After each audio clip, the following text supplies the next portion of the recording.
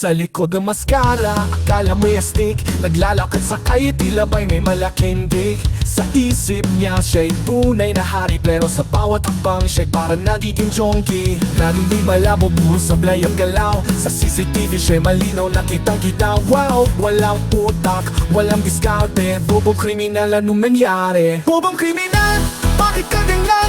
Laging nauhuli, parang batang naglalaro lang. Bobong kriminal, di ka pa nag-iisip. Sa bawat krimen mo, ikaw rin ang nahuhuli sa huli.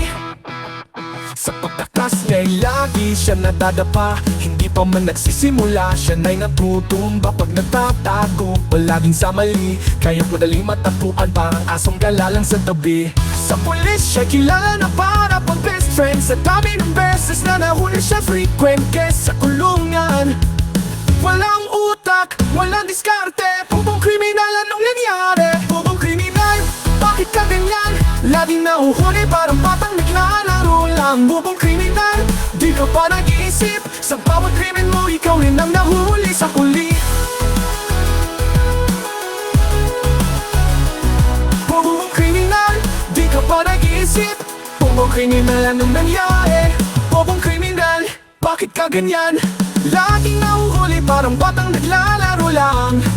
Bobong kriminal, di ka pa nag-iisip. Sa bawat krimen mo, ikaw rin ang nahuhuli sa huli. Bobong kriminal, bakit ka ganyan? Laging nahuhuli, parang batang naglalaro lang. Bobong kriminal, di ka pa nag-iisip. Sa bawat krimen mo, ikaw rin ang nahuhuli sa huli. Papagkriminal, panahon na magbago sa maling landas. Huwag na magpakaloko lang. Bobong kriminal, di ka ba nag-iisip? Sa bawat krimen mo, ikaw rin ang nahuhuli sa huli.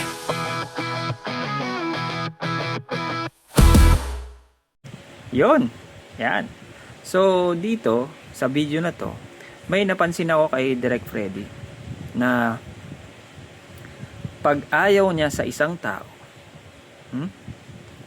kokontrahin niya yung mga sinasabi niya nung isang tao na yon, no? Kokontrahin ni Direk Freddy. Okay? Pero ang problema kasi sa ganyang philosophy, sa ganyang gawain, pag may dalawang tao na magkakontra yung sinasabi at yung dalawang yon ay kinontra mo din, di ba? Magkakaroon ka ng contradiction sa utak mo. So, halika. Papakita ko sa inyo. Gusto nga natin si Mayor Magalong sa mga sinasabi niya na ibubulgar niya mga politiko eh. Hinaabangan ko yun eh. Yung sinasabi niya, hindi lang si Tambaluslos, hindi lang si Saldico, nag-aabang pa ako. Sino pa ang kanyang isisiwalat, ganon, na mga politiko? Siyempre, pagka mga politiko, dapat banatan yan, di ba? Di ba, Mayor Magalong? Boom! Okay, number 1. Si Mayor Magalong. Ayaw niya kay Mayor Magalong. Ha? Kaya, sinasalungat niya yung mga gustong gawin ni Mayor Magalong. Gusto ni Mayor Magalong, wag mo nang isiwalat yung lahat, 'di ba? Kailangan mo nang merong ebidensya, no? Makasuhan, ganyan, para hindi ma-preempt yung investigation, 'di ba? So, si Mayor Magalong may mga sinasabi, pero hindi lahat, 'di ba? Dahil sa pagkontra kay Mayor Magalong, ang sabi ni Direk Freddy, isiwalat na lahat ng mga tiwaling politiko para mabanatan. Yan ang gusto ni Direk Freddy. Tandaan nyo yan. Eto, pakinggan nyo. Ayan siya ako, Direk, okay lang sa akin at open ako dahil hindi ako panatiko. Aray ko. Boom! Ayon po sa Philippine Star, okay, by Evelyn Macayran, October 8, 2025, 12 a.m. Iglesia wants ICI public hearing on flood control mess. Hindi ako pabor dito na ipubliko sa publiko. Yun nga lang Senate hearing. Ginugulo, may nanggugulo. Dinig nyo ba yon, ha? Tingin ko to si Direk Freddy, ayaw niya sa Iglesia ni Cristo. Kasi siguro dahil kay Marcoleta or Anthony Taberna, 'di ba? So, dahil ayaw nga niya, 'di ba? Kinontra niya ngayon yung sinasabi ng Iglesia ni Cristo na i-public yung ICI hearing. Kinokontra ngayon ni Direk Freddy. 'Di ba? Pakinggan pa natin si Direk. Okay? Let's Pangatlo, ito ay maaring maimpluwensyahan kapag nalaman ng mga politiko, gagawa ng paraan nila yan para pakialaman. Tingin mo hindi mangyayari dun sa sasabihin ni Mayor Magalong yan? Pag pinablik ni Mayor Magalong yon? Pag nalaman ng mga politiko yung mga sasabihin ni Mayor Magalong, yung mga papangalanan niya, tingin mo ba hindi makikialam yung mga politiko na yan? Tingin mo ba hindi sila mangi-impluwensya? Direk Freddy?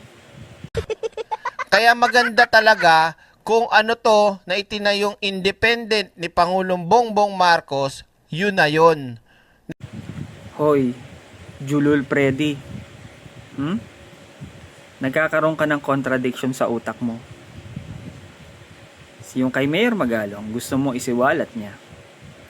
Tapos dito sa Iglesia ni Cristo, dahil ayaw mo rin sa Iglesia ni Cristo, gusto mo naman i-private yung hearing. Huwag isiwalat sa public.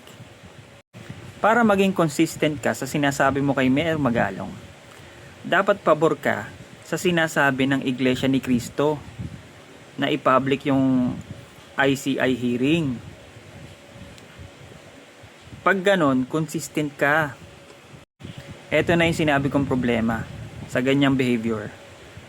Dahil nga ayaw mo sa dalawang yan, ayaw mo kay Mayor Magalong, at ayaw mo rin sa Iglesia ni Cristo, kahit anong sabihin nila, kokontrahin mo. Kahit magkakontra na yung contradicting na yung sinasabi ng dalawang yon, para lang makontradict mo yung isa't isa. 'Di ba?